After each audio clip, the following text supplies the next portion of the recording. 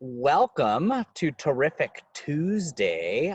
Today, I am joining you all. My name is Jay, and I am an educator at the Nature Museum, which is in Grafton, Vermont, probably about 45 minutes from Keene, if you live near Keene. Um, so I'm so happy to join you all today. I'm joining you from Grafton, actually in our garden, a very special place. So we're going to, so the Nature Museum is not open this summer, unfortunately, but if you're up this way, even though the inside isn't open, the outside is. So this awesome garden I'm gonna take you a little tour of at some point is open, and we have a really wonderful meadow right next to us that has this cool path that goes around it that's open, and the Grafton town has some really cool trails in the woods that are right nearby. So there, you can still come visit, just the inside. It's not open for now. But anyways, so today we're going to talk a little bit about fairies, get our imaginations going. Then we're going to read a wonderful fairy story to keep those imaginations going. And then we're going to really dive into talking about fairy house building. And I'm going to give you some suggestions and maybe inspire you about building your own fairy house from wherever you are. Okay.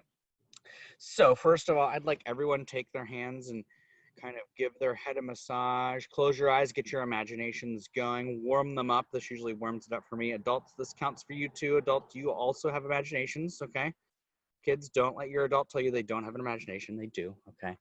All right, so hopefully everyone's imagination is warmed up, okay? And so I want us to kind of think about fairies, okay? So we're using our imagination to think about fairies. So I don't know about you, but I have seen a fairy before, okay? I've seen a fairy before. The fairy I saw was a flying fairy. Not all fairies fly though, okay? They're very small, usually, okay? And there's other things that like to join fairies too, okay? There's a wonderful little creature called an imp, okay? IMP, okay?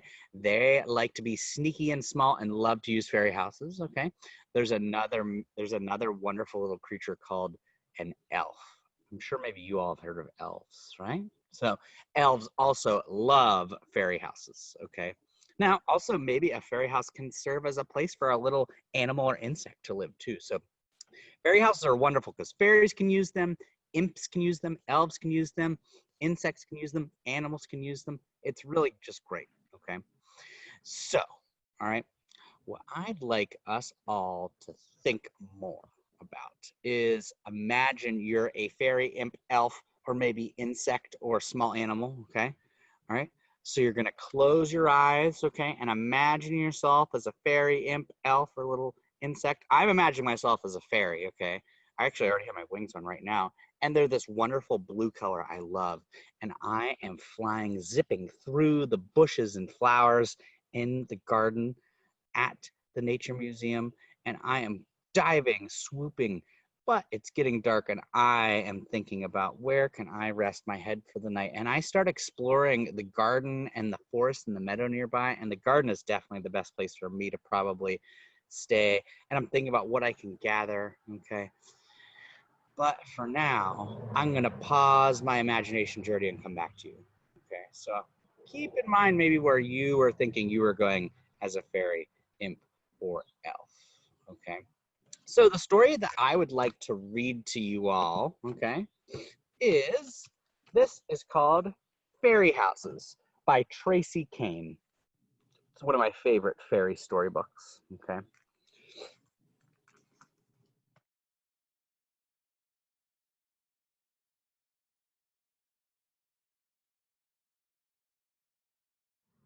The end. So that was Fairy Houses by Tracy Kane. It's one of my favorites. So what a fun and nice story. And I bet when you all build your fairy houses, the fairies will also show up to your fairy houses too. Okay. So let's talk more about fairy house building. Okay. So, like we were talking about, fairy houses are important places for fairies, imps, elves, and animals to take a rest or get something they need. Okay. They love, so fairies and animals, they love all kinds of fairy houses. So whatever you build, it will be great, okay? They will love it, okay? They really like lots of options. So it'll be great if all of you make a fairy house where you live in, so they'll be able to travel all about, no problem, okay? So your first step is to find a place that could be good to build your fairy house. Now, before you do this, it's good to check in with your adult about your boundaries, or maybe there's some spots that you shouldn't go. For instance, maybe there's a spot with some poison ivy that you don't know about, and your adult might say, hey, don't go over there because there's poison ivy. So check in with your adult about boundaries and whatnot, okay? And when we started, we were using our imaginations to imagine ourselves as a fairy, imp, or elf, or small animal, okay? So you need to get back into your imagination, okay? And imagine yourself as one of those little things, okay? And think about where you might like to have a home, okay? So this is where exploring is good, but also too, it's not just about finding a spot, okay? It's about finding materials, okay? Different things, okay? So some materials, okay, could be things like different size sticks, bark, stones, gravel, pebbles, okay? Maybe dead leaves of different shapes and sizes, maybe dried grasses, okay? Maybe you do have some berries that you can pick, okay? Mulch, dirt, mud, sand. You want some water around, okay? There are all kinds of things that you can find no matter where you are, all kinds of natural things. And even if it's just a few things, you'd be surprised at what you can build, okay? So, okay, what I'd like to do now, all right, is actually I'm going to switch over to my phone so I can take you with me on a little adventure here in this garden where I'm coming to you from. So let me just switch over to that, and then we'll continue. So friends, I get to take you mobily with me around. So I wanted to just explore the garden where I am and the meadow and a little forest near me, just like take a walk and maybe point out some spots I feel it might be good to build a fairy house, to help you think about how you could also build a fairy house, okay? So I'm gonna switch my camera around here. So I am here in this wonderful garden, okay? And so I'm gonna take a little stroll, okay? So one thing I like to think about too is fairies are tiny. So even little spots at the base of a tree, maybe under a bush like this. So I'm in this really cool bush that I have to crouch to get in. So maybe some adults wouldn't even be able to get here, only you would be able to get to your fairy house, okay? So that's a really good spot. I'm just gonna take a walk too, okay? Because there's some other spots too you don't have to crawl to, okay? Maybe right here under this plant could be a wonderful spot, okay? Just think about where you want to be as a fairy. Maybe too, you want to be a fairy that sunbathes, so you could make your fairy house just right out in the open in the grass too, okay? So I'm gonna take a little walk here. Now, one thing I've done before is sometimes you might have a spot where you can even move some things out of the way, okay? And make a little nook right at the edge of the meadow there, okay? Now I'm gonna walk a little bit farther because we have a little forest spot I wanna point out too that could be a good spot, okay?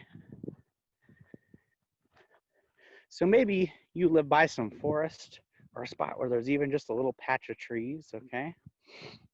So I know that this spot is safe and okay, and you wanna check with your adult too, but I might even make a little path and head on in and just put my fairy house right on the forest floor, right below this nice, wonderful branch, okay? So fairy houses can be anywhere, whether it's out in the open, out in the lawn, under a bush, the edge of a meadow, okay? Hidden. So those are just a few examples. Now, I was mentioning all the different things that you could use, so I encourage you to use stuff that you don't have to pick much of, okay? And so we'll see some of these things here, all right? So I have this big blanket, and I laid it out so it should be easier for you all to see. But a few things. So for instance, I mentioned rocks. Rocks come in all sizes, right? So I have some very small, thin rocks, okay? Kind of some pebbles, some medium rocks, and then some bigger rocks, okay, to use. Now I also found some dried grasses here, okay? All right, might be able to use those dried grasses to tie things together, maybe make a bed, okay? Maybe lay it down on the ground to make a carpet, okay? I also found myself plenty of nice dried leaves. Could be perfect as make a little pillow out of that. Maybe could be perfect for a roof to keep the rain out of my fairy house, okay? I also found this cool kind of wooden plank, okay? Might be able to work as a slide, okay? Might be able to hold up a rock, okay? Might also be able to just be a little roof, okay? Like a lean-to. Now, a few things too, I was able to find some bark, okay? So bark can work great. You can peel it off to make little strips, okay? You could even make like little fairy clothes out of it. Maybe also use it as a roof. Maybe use it to make a pathway right into your, out of your fairy house, okay? I also have some chunky bark too that could be good to use for different things. Also could be a dance floor. I made a fairy house a few weeks ago where when the dandelions had their poof balls, and I got one and put it in the middle, and that was the disco ball for my dance floor, okay? Also, we have some pine cones here. Lots of different things you can use pine cones. You can use them as maybe a Christmas tree inside your fairy house, or just like a special pine cone garden, okay? Now here I have some kind of like dried grass sticks that I got out of a garden nearby, okay? These could be perfect because I can break them really easily. They also can be really long too, okay, for different things, all right? They can be bundled together to use for something. So I mentioned sticks, right? Sticks, for me personally, are one of my favorite fairy house building materials because you can get them in all different kinds, shapes, sizes, okay? So for instance here, we have maybe a small stick, some kind of twig-like things that are easy to break. I also have some really big sticks, okay, if I need thicker things. And some of the sticks, I was able to peel some bark off of, so I get 2 materials out of 1, okay? Also, too, I have some old milkweed stalks that I found with lots of fluffies and little husks, okay? Now, maybe you're able to find some things like some nuts, like some acorns or something like that, too. Now, I mentioned to try not to pick too many things, but there's some things we have a lot of. For instance, I picked some grass, okay, to use possibly as like a soft bed, or even make it look like where my fair house is to make it look like it has some growing plants near it. And I even picked some clover flowers because there are just so many in the lawn here at the Nature Museum. I felt it was okay to pick a few clover flowers to use. So if you're going to pick anything, just make sure to check with an adult to make sure it's something that's okay to pick, like it's not poison ivy or something like that, or also to make sure that's okay, like you don't want to go like pick all of your neighbor's flowers or anything, right? Don't want to do that either, okay? So what I'd like to do now is to take you to my fairy house and give you a bit of a tour. So let's go. So I spent some time this week collecting a few things, okay? And when you collect things, I just brought them back to my blanket, but you can bring like a backpack or a bag or a bucket to collect things. So here is the entrance to my fairy house. I found this cool little pathway. And here is my fairy house. So I found this really cool flat rock, and I actually propped it up with 2 sticks, okay? And then inside here, I made 2 little beds out of some special leaves I found that were falling off this bush. And I used the rocks to make a little tiny like campfire circle and got some logs, made them out of little sticks, okay? I actually made a wood pile right here, right? And I used the tops of some special grasses to like kind of make some torches I could light at night if I were a little fairy to give me some light if I needed it. And then there was a plant in the garden that the flowers had actually fallen off because they were dying. So I took the flowers to mark my entrance because I thought it just really looked pretty neat, those yellow flowers. I found a big piece of bark to add to my roof, make it extra waterproof, okay? And then I made a special pathway with some husks I found, and they lead up to the special climbing tree that the fairies climb up into this bush, okay? And then you see here I have these special sticks going down. This is my zip line course for my fairies. So what they do is they climb up, so they follow the path. They climb up this cool stick I found into the bush, okay? And once they're up on this bush's branch, they take one of these thin, strong grasses, and they can use that to zip line down to the ground here where I made this mound that they can land on. Now, that's option 1, but if they want to, they can actually zip line across to the next bush. So you probably didn't even see that when I came in. So here's my fairy house, zip line course number 2 is right here, okay? So you can see I tried to add some detail with different things I found. One of my favorite parts was my little campfire pit, okay? And I decided to make this here in this special spot, but I also could have made this out in the grass or in a spot under a tree or in the woods where I showed you. So that's just one really good example. Or one, I don't want to say really good. I think all examples are good, but just one example I had. Oh, how could I forget? I actually built a little garden here too that I used sticks to like start to make a fence around. And there were some little plants growing, so I just imagined that they were something I planted to feed my fairies. All right, so you can use what's already there too, okay? All right, group. So I'm gonna head back over to my little table here in my special spot and hop back on to answer any questions you might have. So just give me 1 second here, okay? Great, excellent. So group, I just want you to remember to use your imagination, okay? Check in with your adult when you explore, you're finding things, okay? And build away. You can build a new fairy house every day. You can spend a whole summer building a fairy house. It's amazing how much better you'll get the more you do it. It's really fun, okay? You can even do it inside. It's a rainy day and you have some materials. Maybe you'll have a little spot in your garage. You can even do it there because some people have asked about that. What if it's raining? Or you can just go outside. So group, just remember, have fun, all right? Fairies will love anything you make, and just don't stop discovering. So does anybody have any questions about fairy house building that they want to ask?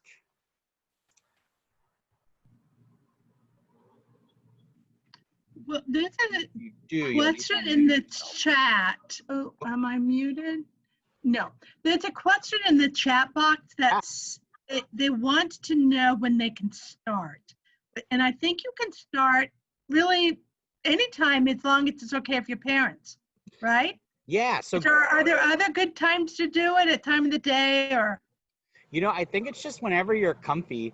I know like if I'm doing a spot in the sun, I like to do it maybe like earlier or later in the day when it's not as hot. Mm-hmm. If I have a shaded spot I save that for the middle of the day, like right now, okay? Mm-hmm. But if otherwise, if there is a spot that's like unshaded or shaded, you can really do that anytime, all right? Mm-hmm. It's hard to make fairy houses in the dark, I've found, but if you have a headlamp, you can. So usually during the day, it's easier, especially to find stuff, okay? And so as you make, if you come up and you make your house, I'd love to see your fairy house creation. So you could take a picture for me and email it or share it with the library, and I can share it with Jay. So you must have a collection of pictures, right? I love seeing fairy house pictures. So I think that's great that you encourage people to take pictures of it and gather them, Gail. So because maybe even too, you could share them with other people that were here, so you can. We might be able to see each other's right now, but we can still see cool pictures of them. Yeah. So. And I have a question that somebody wants to know whether you really can fly. Oh, I can, except it's on my snowboard in the winter time, so I can't fly right now. But if I have to have a jump and a snowboard, then I can fly for about 2 or 3 seconds. And I have a question. I don't know whether when I was busy at the beginning and you were talking about the Nature Museum, and did you talk about your fairy house celebration you usually have like in August? Yeah, so we do usually have a big fairy house celebration in September, but we're not going to do this year.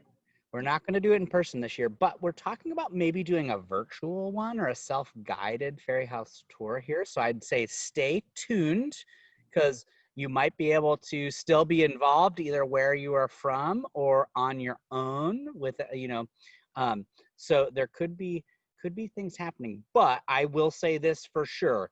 In 2022, we will be back in person and having our wonderful Fairy House Festival. It's always the last weekend in September, so I haven't looked yet, or 2021, not 2022.